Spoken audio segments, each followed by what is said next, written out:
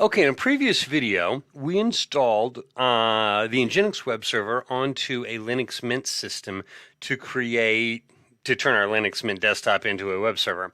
And we said in there are a couple of really big, really popular web servers that we'll use for Linux, which, by the way, are also available for Windows, and they're Nginx and Apache. Now, I'm going to do a Apache install into my Kubuntu system. So I'm going to open up my start menu and I'm going to go to Discover.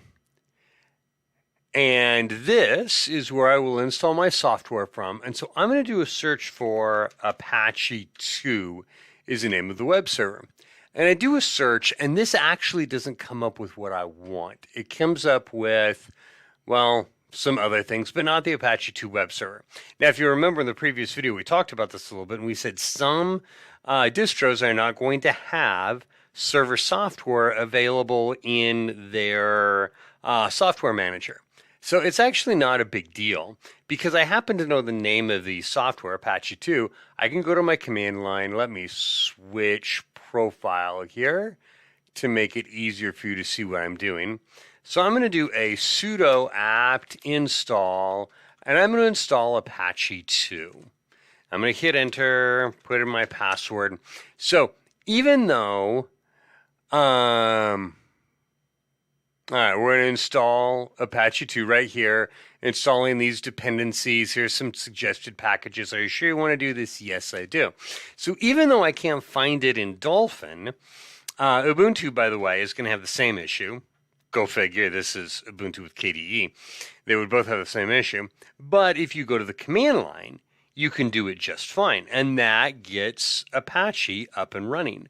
So, and just like in Nginx, it's going to run in the background. It's automatically going to run. So I should be able to come here, open up my web browser, and go to my localhost.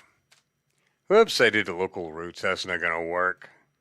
Let's try this again, this time without the autocomplete.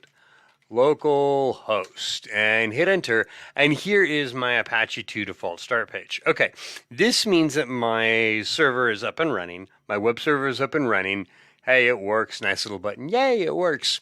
And then this is going to give me some configuration information.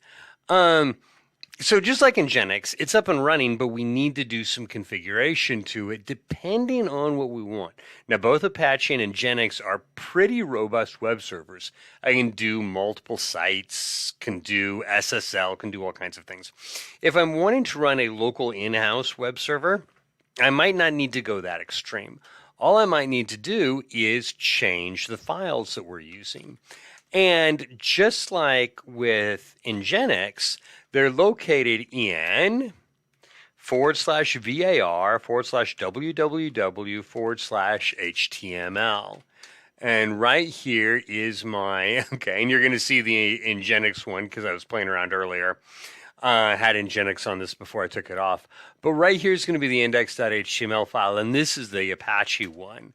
Cat index.html to display the whole file, and there you go. Please use the tool of Apache2. Okay, we have the Apache2 file here. So if I wanted to replace this with my own files for my own website, all I would have to do is get rid of these files and then replace them with whatever I wanted. As long as my base file is something like index.html, it'll work just fine. So at this point, I would have a functional up and running web server.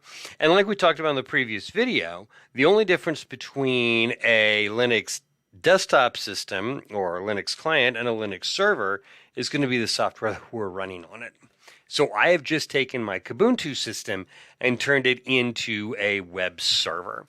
And like we talked about in the previous video, I can turn it into a file server, a database server, a DHCP server, a DNS server, whatever, just by installing the appropriate software on it. So it actually gives us a lot of flexibility in what we want to do with our systems. Now, if I am going to run a server, Linux server in an enterprise environment, I'm probably not going to be running it on a desktop OS. And there are lots of reasons for that. smaller footprint, less things that have to be maintained, a little more security. So there's lots of reasons for me to run on a server style environment, which Ubuntu has a dedicated server. It's basically the Ubuntu kernel minus the desktop environment. But I can, if I need to do a little bit of serving inside a small office, home office network, I can very easily take my Linux workstation and turn it into a small office server without having to go through an entire server build. So there you go. We have turned a Kubuntu system into an Apache 2 web server.